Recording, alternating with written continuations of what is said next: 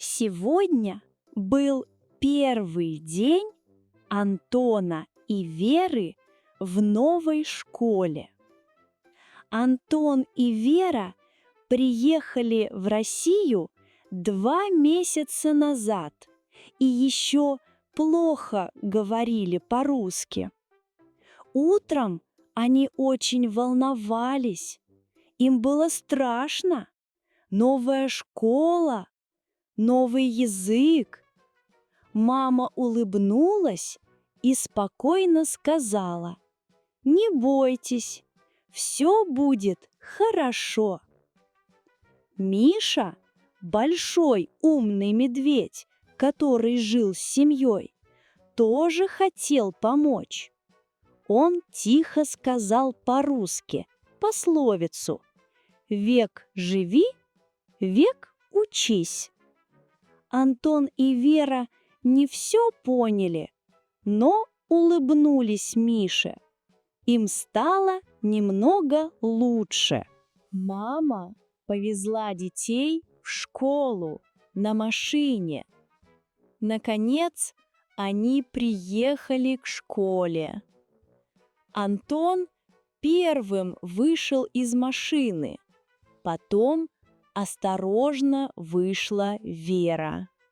Дети посмотрели на большую новую школу. На улице было прохладно, и осенние листья шуршали под ногами. Мама и Миша пошли вместе с Антоном и Верой до дверей. У дверей школы мама обняла детей. Мама и Миша помахали рукой и сказали «Удачи!». Потом мама и Миша уехали домой, а Антон и Вера вошли в школу. В школе их встретила учительница. Учительница улыбнулась и сказала: «Здравствуйте, проходите, пожалуйста». Антон немного нервничал, но первым вошел в класс. Вера глубоко вздохнула и вошла следом за братом. В классе было тихо. Все ученики смотрели на новых детей. Учительница сказала: «Ребята, познакомьтесь, это Антон и Вера.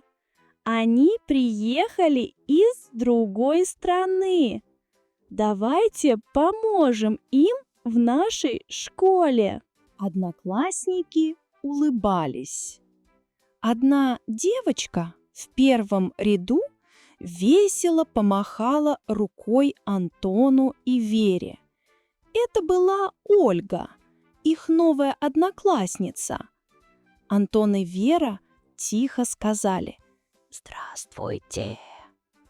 Учительница показала Антону и Вере их места рядом с Олей. Антон и Вера сели. Ольга шепнула Антону: «Привет, меня зовут Оля». Вера немного смутилась, но тоже улыбнулась новой подруге. Антон очень обрадовался и тихо ответил: «Привет». Ему стало легче, потому что ребята в классе были дружелюбны. Вера больше не боялась. Вопрос для читателей. Почему мы говорим «Антон вошел», но Вера вошла? Совет. В прошедшем времени глаголы в русском языке меняются по роду. Например, он вошел, мальчик, а она вошла, девочка. Попробуйте найти другие примеры во всей истории.